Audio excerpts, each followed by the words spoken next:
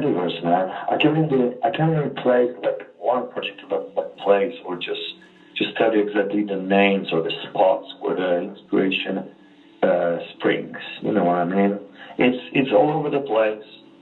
And what I usually do, I just try to stay as much alert as I can and just collect all the vibes, all the flavors out there. Just collect, and then they just mount up, and as they grow, I just have this urge need to express them and to get them out of my system, and that's when the writing process starts. So it's hard to say where exactly, Yeah. It's just there. I have to, keep my antenna like alert, and I just collect all this stuff, and then I just start to like build it up like somewhere, within my brain, and just try to imagine what the record should be like. So I came up with this very rough idea before even making the record that I want the rock part that we started on Satanist to be even more rock oriented, and then some of the crazy parts should be even more like wild and out of control. And I think we really accomplished that task, and we delivered the record that is probably even more diverse than the Satanist. It has a different sound, yet it's still very organic, but it's different. So I really wanted to deliver the record that's going to be a Behemoth album, and there's no doubts about that. There's a lot of new flavors and a lot of new stuff going on there. So we're not like cutting out our umbilical cord, We're still like connected with the roots. We're still there. It's still Behemoth, and we're just a different band that we were like 4 years ago, and we made a statement. I mean, like you're speaking about the organicness of the process and the way it sounds and everything, and I can hear that. And I heard you say somewhere that you feel like if something is quick to create, you feel like at the time, it can't be good. And obviously, we both know that great things can come from being spontaneous. But I mean, what do you think it is about like being in a metal band or metal bands in general that they identify with having to really struggle for something to equal high quality? Do you know what I mean? I don't know. I mean, what I said is not entirely true. What I can do, I can just sit with my guitar now and I can fabricate a song that's gonna be good, okay? And I know it. It's not just me being arrogant. I just know my skills, okay? And I have a lot of experience. So just grab a guitar now. Within 20 minutes, you have a quality extreme metal song. No problem. But that's not really the point. The point is to release something that is part of your inner spirit, that is coherent with who you are. To release something that's going to make a statement, and it's not going to be generic, and it's not going to be, it's going to stand out, and something that you will stand by. And that is the biggest challenge to me. It's like, I can come up with plenty of ideas, but in the end of the day, I'm asking, okay, does it really stand out? Is it really unique? Is it really special? Does it really speak of who I am as a person? These are the criteria that I'm following when making music. So I don't know about other bands, I mean, like everyone has probably like different idea of, creation and stuff, but this is me, Yeah. So I really must be connected with what's coming out.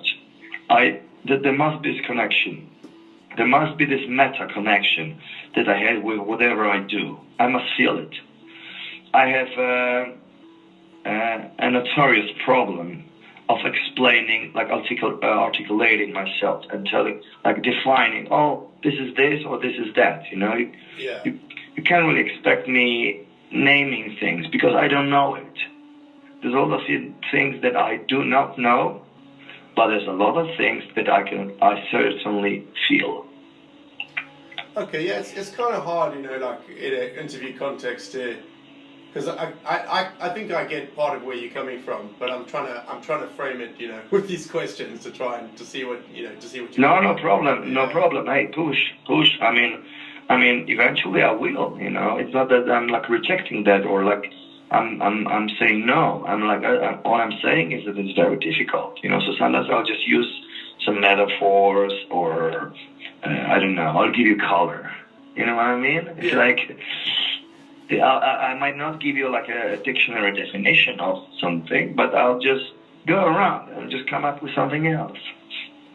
What do you think it takes to like create something that's like truly compelling and like natural and organic feeling in metal today? Because personally, I listen to a lot of stuff and it feels a little sterile. Maybe it's just my attitude or something being older, but I mean. Yeah, I feel like there's something to strive for. What do you think it takes these days to kind of find that feeling in metal?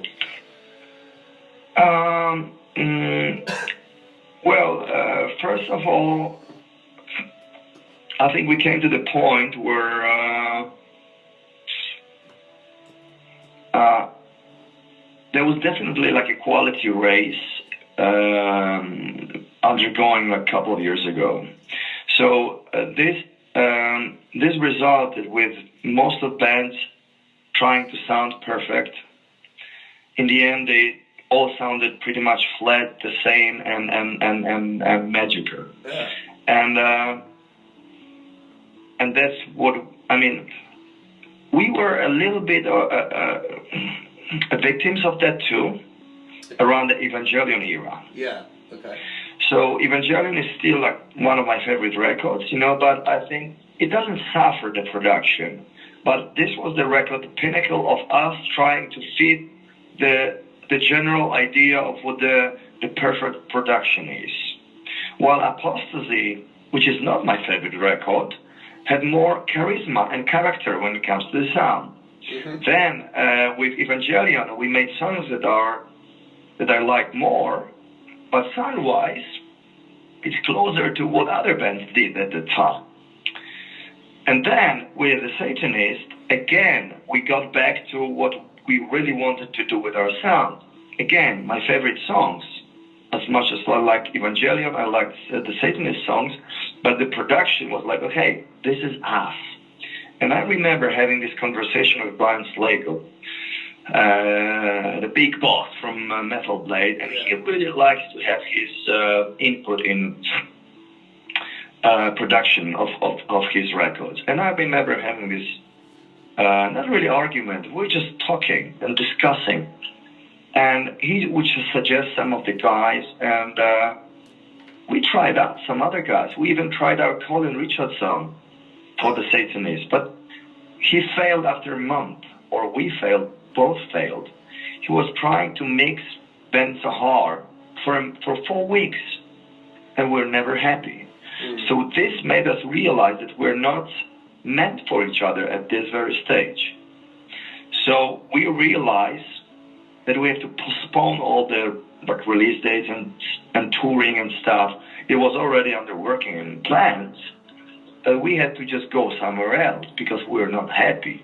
Of course, Colin would do a good job, a very good job. He's an amazing mixer and producer. Yeah. But that's not the point. I don't want amazing guy doing amazing thing. I want me being happy with where I'm going. You know what I mean? And I'm not trying to fit the overall idea. I'm here. Like that's the basic. That's like being an artist is really like very egotic. It just triggers in a very egocentric place. You have to fucking jerk off and be happy in the first place, and then eventually you get other people watching and they might enjoy it, but you must be happy with yourself, with your outcome in the first place. Yeah. That's what happens. So just to give you another idea, I mean, I don't really share that information much around, but we even had Greg Fiedelman mixing God Equals Dog for I Love You to Darkest. Greg Fiedelman is fucking amazing producer. He's a huge Behemoth fan. And he came to us asking, hey, I'd love to work with you guys. and I was blown away. Yeah. It's very flattering, and I would love to like give him a shot, you know, because he's a big name. He did fucking Metallica's records and Red Hot Chili Peppers and several others. He's got like a great fucking rooster, right? Yeah. And then he delivered a song, and it was just the first edit, first mix, which was very good. And we were all like, you know what? It sounds awesome. But is it really us? Did he got the essence of the Behemoth sound? I think he not entirely did that. So we're not like super happy with it. So we decided to go with Matt Hyde, who was already like pre-planned and pre-arranged for that session. So we just, I think like this time, this song still need Matt Hyde. So maybe in 3-4 years when we come back with the next record, I hope. Yeah. We're going to go back with the Greg Fiddleman, and because we'll be in a different place. Every time you're in a different place, okay? So what works for you today, you really need to listen to yourself. And you really need to observe your evolution, you know? Like a lot of metal bands, you know, like, hey, I'm just going to name some of them, okay? Like Accept. Okay. They just copycat, like every record is pretty much the same. Don't get me wrong. I think their comeback records are probably one of their best albums ever, and I'm a huge fan. So I don't want Accept to go anywhere but fucking Andy Snape, who's another genius, and do the same shit over and over again. And I don't want them to experiment. But it's Accept. But then, when you go, I mean, you take an artist like Rammstein or Marilyn Manson or Behemoth, you don't want them, you want them always to go somewhere else. You do something different. And this is the nature of our band, you know, so we always like to listen to where we are now, okay? We are in this spot. What do we need in this spot? You know, it's like, to me, it's all about being connected with myself and with my needs. Right. I'm trying to think. I've just thought of a question. I'm trying to think of how to phrase it. But I think a lot of bands get caught up in the technical thing of how things sound, and certainly in the mix. And it's kind of like all the kind of end stages of the recording.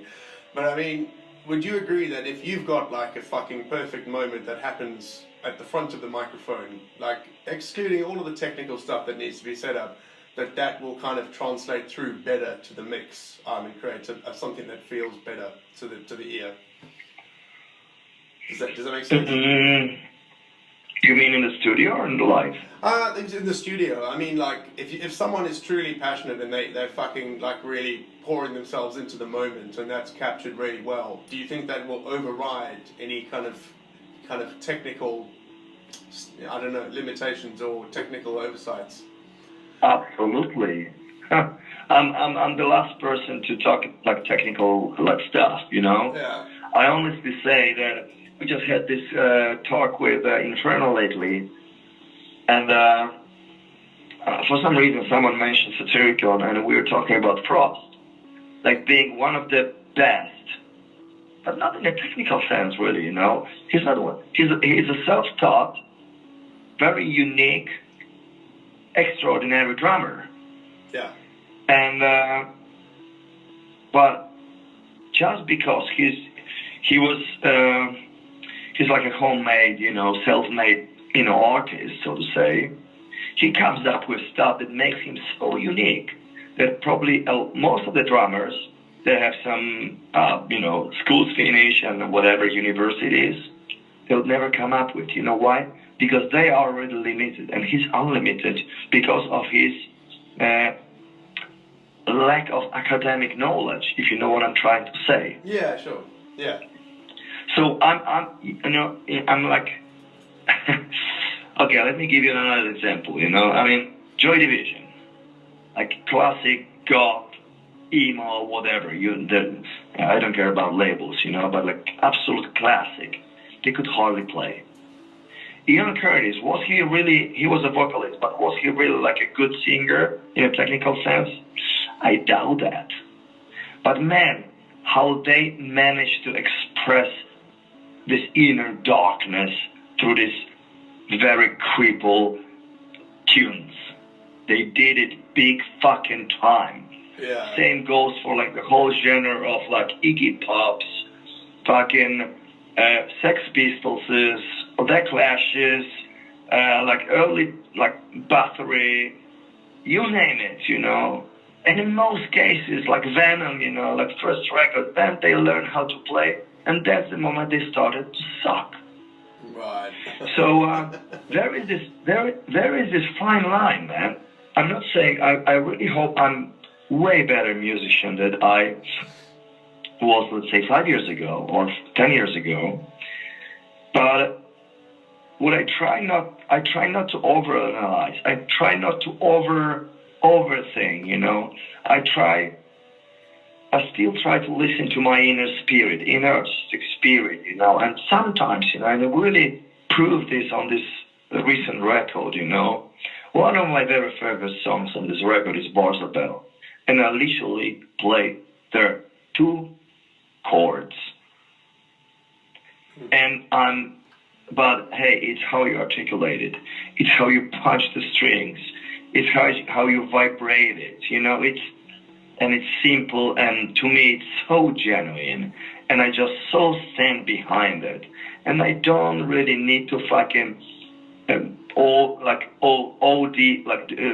OD in the songs anymore. Some songs are more complex, some more complicated. There are songs like that, but for some reason this song is like the song for me on that record, just because it's so simple, so very, very close to the rock origin, so to say. So, but then, you know, man, it's so individual. It's just my take on it, okay? This is my take, and this is sincere. This is very honest me.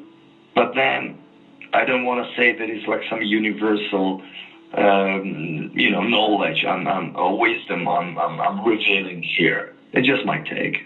Yeah, and that's what I wanted to hear. I mean, you always strike me as someone who is striving for the very fucking best that you can do. So quite honestly, did you find it daunting at times to follow up something that was so like original and inspired as The Satanist?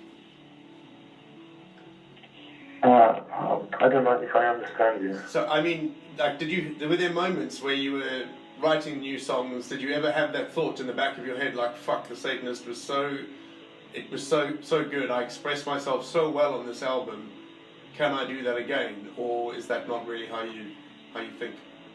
No, I try not to look back, really, you know. I'm in a different spot, you know, so... and then it's not, I don't really want to race with myself, too. It's like, let me explain you this in metaphors, okay? Or I'll ask you a question. Uh-huh. Is Jupiter better than Saturn? Well, that's subjective. That's what I mean. It's all subjective, you know. It's different planets, you know, and they're all like unique, and they stand on their own. And if you feel like going to Jupiter, maybe explore it. I don't know. I'm not really good at, you know, cosmology or whatever, but maybe there's some. I don't know. I mean, I'm not now. I'm just maybe sound like a complete idiot, you know, because I have no knowledge on that. But what I'm trying to say is like all separate planets, you know. Or imagine you have. Untitled Chapter is our 11th record. I don't have kids. But I imagine having 11 kids here. Can I really like value them? I mean, in the bottom of your heart, you love them equally, okay? You may be proud of, you know, Brian for being good at math. And then maybe John is not really good at math, but he's fucking amazing in gymnastics, you know, and you're like, oh fuck, you know, it makes me proud, you know, because he's so good at gymnastics. And I'm like, that's how I look at my records, you know. This is just a separate entity, a separate different being. And I would hate fucking compete with myself, you know. It's just, you know, I was inspired making Untitled Chapter, and But I was happy, you know. I was just entering different rooms, you know. Yeah. It was like we're just doing Sabbath Matter or fucking if Crucifixion was not enough, and we're like looking at each other, and it's like, holy fuck, we've never been here. Wow. You know what I mean? That's what gets me exciting. Yesterday, before we got on stage in Detroit, I came up with this rough idea for the new song, and I took Seth to the restroom because it was a quiet place. I put the video on and we started playing the song. And we were like looking at each other. Then I invited Ryan. He came in and, hey, play this bass for me. Oh, cool! Wow, that's different. That's different. And that's what sparks my creativity. Is that, oh shit, you know, we've never done that before. How can we approach it? So with one leg, we can still stand on a fucking Behemoth island, and with the other leg, I wanna fucking, you know, try to find some other surfaces there, you know, and genres that are unknown for me. So I'm like, yeah, I mean, we had that when writing Satan. I mean, I always try to like redefine that. Find that exaltation, so to say, every time we write the record, you know. I was just writing a record and saying, it's good. Yeah, I think it's going to be a good record. No, I want to be fucking exalted. I want to be, it's like, you know what? It's exactly like when you find a person that just hits you right in your heart and you fall in love. That's exactly how I want to feel when writing the new record. I want to fall in love with my own creations, you know, and I'm just trying to awake that flame and just go for it and just totally be into that as much as I'm into that other person that I fell in love with, you know. I fell in love a couple of times in my life, and I know exactly what the feeling, and I crave for that feeling. And I haven't been in love for 4 years now, and I think I'm ready to fall in love. And it's the same story with making a record. Yeah. I'm like, I think I'm ready to fall in love with some new tunes. You know, I'm going to switch on to the kind of what it sounds like, I suppose, this new record, and I can hear like some of those signature Middle Eastern kind of modes making their way back into the music. And what is it about those kind of sounds that you like so much? Because that kind of defines Behemoth's sound in a way. I don't know if this like Middle Eastern sound really. Which sound? Well, it's the kind of, I mean, it's just the chord progressions you use. I'm trying to, now I'm going blank on this song, but they come up quite a lot. They're just really dark and kind of, there's just a very kind of eerie sound to them. It kind of like cuts, like, I can't think of a fucking song, and a single example now to tell you.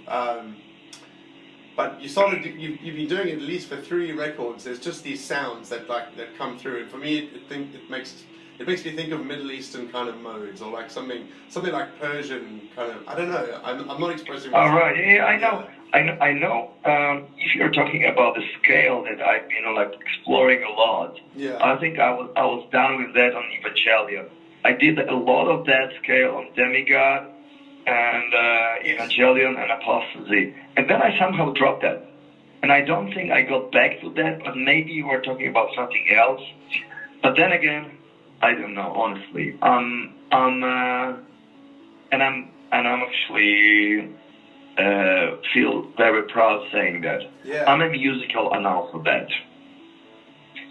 And I just grab my guitar and I just, try to play myself. And I don't know if I'm Persian. I don't know if I'm Nordic.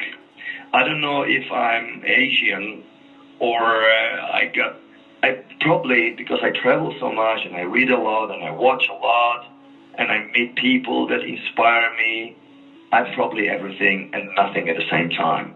And there's probably like billions of flavors there that are just, mixed up, and when I just spit it out, it's just something that is Behemoth. But I wouldn't dare to define it, but I'm happy you do it. You're in charge to do that, and that's cool, and I'm happy to listen, because I also learn a lot by talking to people and learning about my own music, because there's a lot of people that are way smarter, way more clever than myself, and I would like to hear what they think or say about my music, but I don't know, man. Yeah, it's just a sound for me. I'm like, as soon as you hear it, you're like, yeah, that's Behemoth. It's not like repeating yourself. That's not what I mean. But that's I know what you mean, and I'm really happy to have that. Let's call it a trademark, and that's exactly what. Not that I'm I'm matching up with fucking Tony Iommi or Zach Wilde or you name them. No. These are iconic personas, But I really hope that I got this thing, like whenever I punch chord, be it my other band, Me and That Man, which is blues-oriented band, which is non-metal band, or it's a metal band like Behemoth, or anything I do, it has the Nergo trademark there. And I really hope I have that, because that's what I hope makes me stand out, and that's what I hope makes me unique in the end of the day. I didn't say original, I said unique. Yeah, sure. Do you find it, as you get older, do you find it easier to sing the way you do? Because it's really intense, but, when you hear, especially the last couple of recordings, it really sounds very, free, like you're singing from your gut, and it's not a problem to get there. Absolutely. I love my vocal performance better than ever in my life. That's weird. And also, for the very first time ever, this is the first proper tour that we're all using ear system. And let me tell you something. It's motherfucking game changer for me. Yeah. I'm having so much fun with my vocal performance now. And I can see that how much I'm opening up. And then again, I'm a screamer, but am I like a good singer? Nah, I don't know, man. But I'm definitely a genuine singer. I'm super honest singer, and that's what I say. There's a lot of gut feeling there, and it's probably like either below or above the notes a lot of times, But I couldn't care less, okay? And I'm from that school, I'm from school of fucking Kronos and Porton and Sex Pistols and Iggy Pop, these kind of people that they were just fucking screaming out their guts rather than just trying to nail the notes. Yeah. And that's me. And I just need to get I'm really always striving to get my tone. When I hear my throat tone, I'm happy. And now when I'm using ear system, I'm so happy that I can hear that crispy Nergo that I like, When I'm losing it, I'm like, oh shit, I don't like that. Same goes when I'm in the studio. I'll do my warm-up every time, and I'm like, okay, I like that. And that's what I'm doing. And I'm very particular about it, but I can honestly say that I love my performance, And I remember, even nowadays, I put on Apostasy, and I'm being 100% honest now. Holy fuck, how I was struggling. Right. How much I wanted to be someone I wasn't. Really.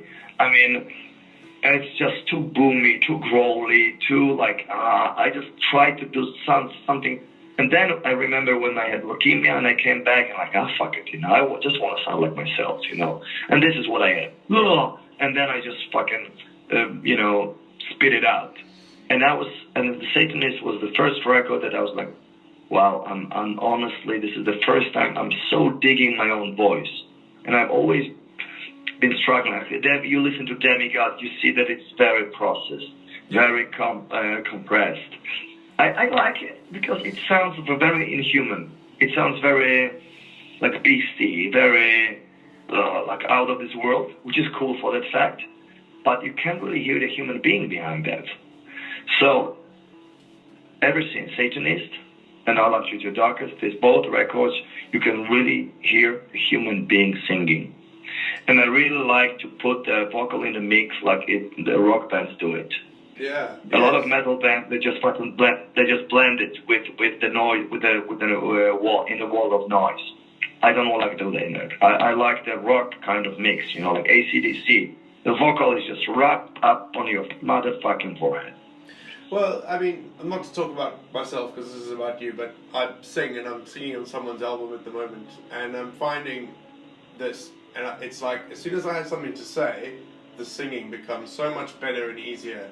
As you know, if you don't have anything to say, it's a fucking uphill struggle. I don't know. So I can hear. Oh, that's true.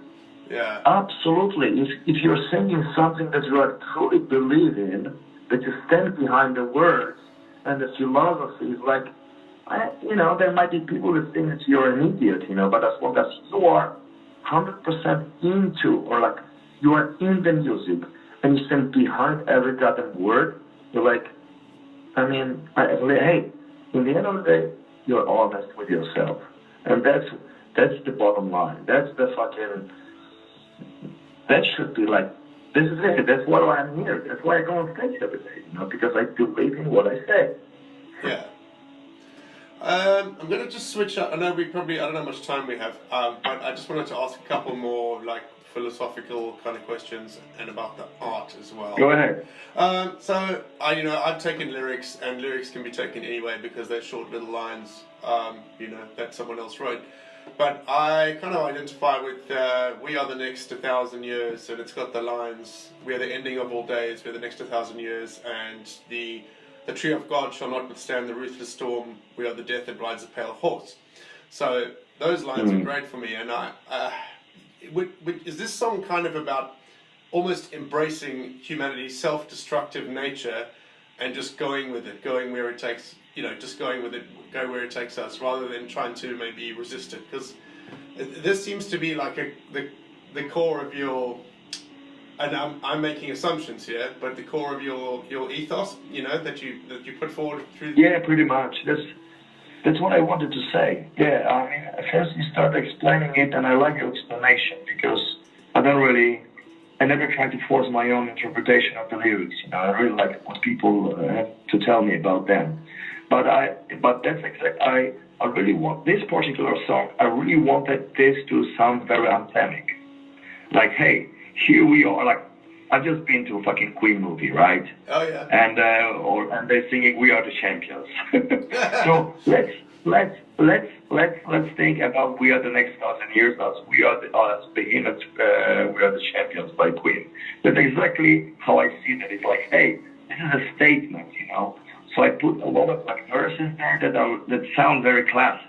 Samuel had like obvious biblical references, like the pale horse. Obviously it refers to Saint John, and the Book of Revelation, blah blah blah blah blah blah. A lot of that stuff, And then also the term "We Are the Next 1,000 Years" I stole from one of the most classic, legendary Darkthrone records as well. So it's like, on one hand, it's like a tribute to the very origins of the second wave of black metal, which was very influential for me, and then just combining with some other stuff and kind of summing up who we are as artists. Yeah. We just there like this 3 or 4, like 4 horsemen of the apocalypse, but then we're 3 piece, but then we're 4, whatever. But it's like, it's a very anthemic. It was meant to sound very like conquering and uncompromising. Okay, so like talking a bit more about the kind of occult or whatever ethos, whatever label you want to put on it, that Behemoth puts across. Why do you think that so many people see this kind of left-hand path as inherently negative? Because if you look at yourself, you went through that terrible illness with strength, and you came out really healthy at the end, or eventually, or the face of it at least, and you express yourself. It's quite positive, the music is like, it's terrifying music, but there's something like inspiring about it. So why do you think people think the left-hand path stuff is so negative inherently? Well, because I think that like the very source of this philosophy is to embrace your spirit and to embrace your nature. And what I've learned through the years in observation, and because I come from a very conservative society that is very much religion and Catholic driven, I've noticed that people, first of all, they need a scapegoat to excuse themselves, to explain them like their own philosophy and stuff. So they need the dark side.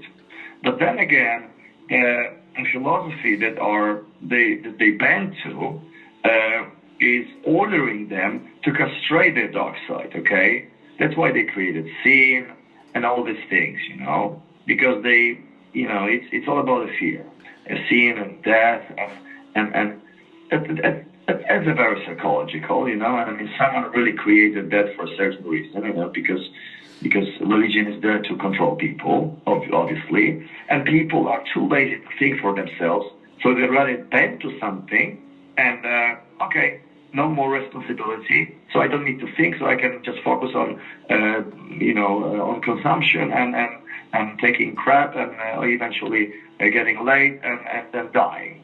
It's very, like, human existence can be like very simple in that sense, Yeah. But then if you do to question and think for yourself, you realize that there's a certain dark passenger in each one of us.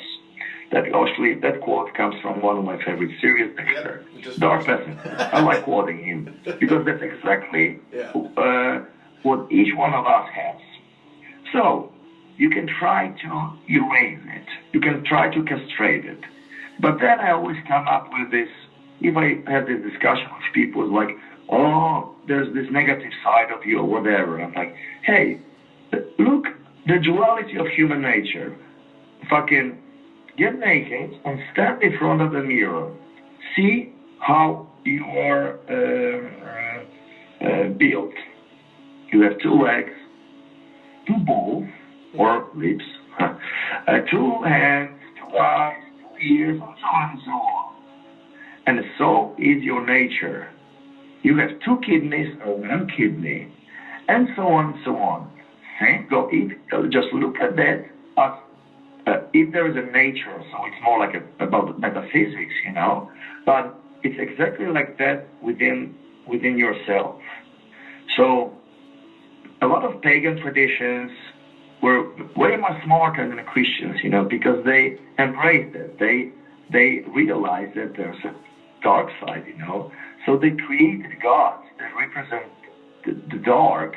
But what they did, they wouldn't reject them.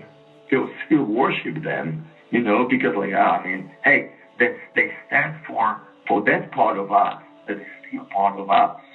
So what you don't want to do in the end of the day, would you like to cut off your limbs, or like 1 leg or 1 hand? No, you don't want to do it. You want to keep your pair of eyes, pair of legs, pair of balls. I'd rather have like both than just 1. You know what I mean? Yeah. Same goes with my nature. I want to embrace my nature. I want to understand that it can be embarrassing what's happening within me. I mean, these thoughts and that, because, it can be embarrassing. It can be dangerous. But I'm here to fucking exercise my demons, to eventually become friends with my demons. And even not becoming friends with my demons, to fucking know them. Right. So I can, in the end of the day, that's like this beautiful Greek saying, gnosis auton, know thyself. That's exactly what Aleister Crowley stole it from. Know thyself. That should be like, if there should be any commandment, fuck 10 commandments. If there should be 1 commandment that should be like obligatory for all the human race, should be know thyself.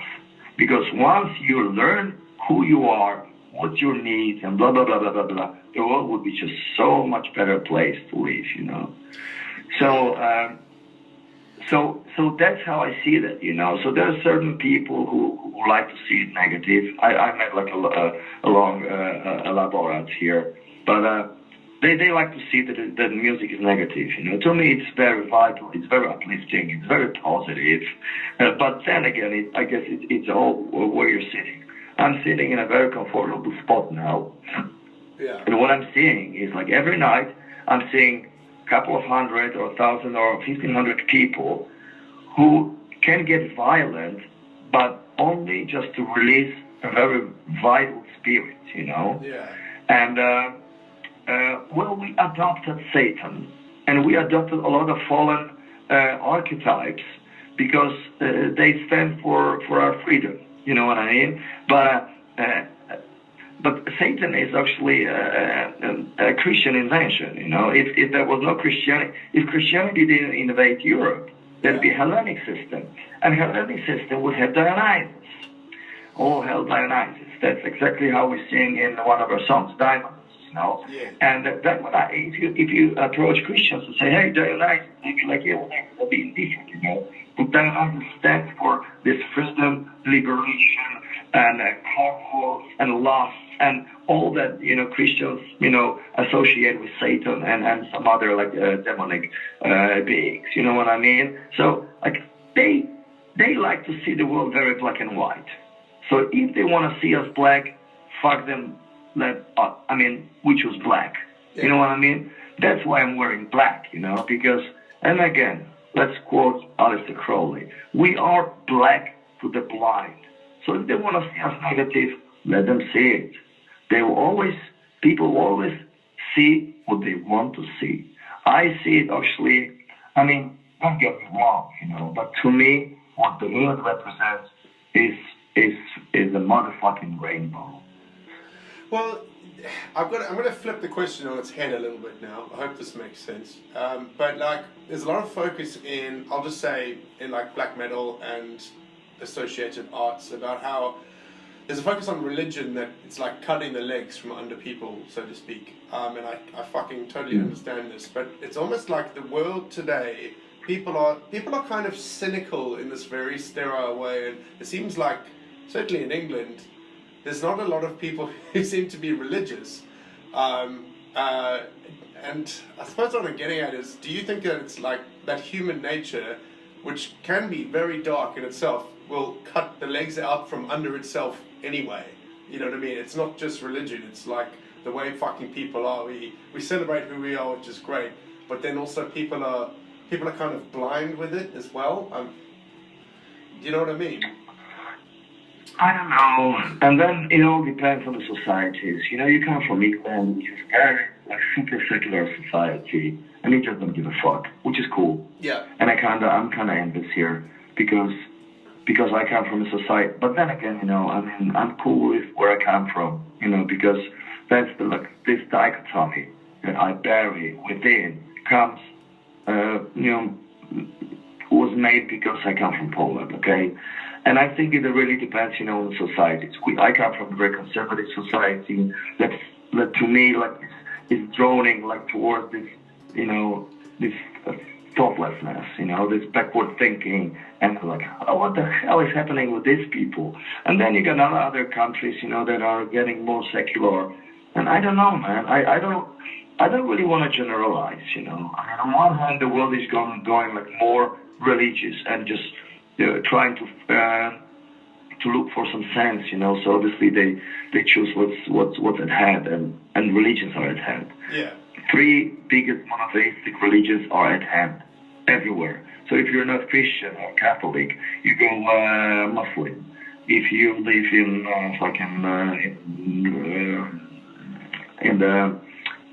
Tel Aviv, you obviously go for the Jewish option.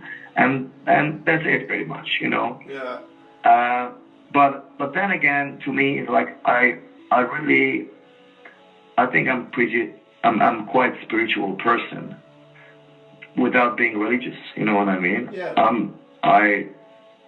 So I don't know. I mean, maybe you're right, maybe not. I didn't really think about it much, so I don't really have much opinion on that. Okay, I do think about it quite a lot, so I thought I'd put it in there and see what you said.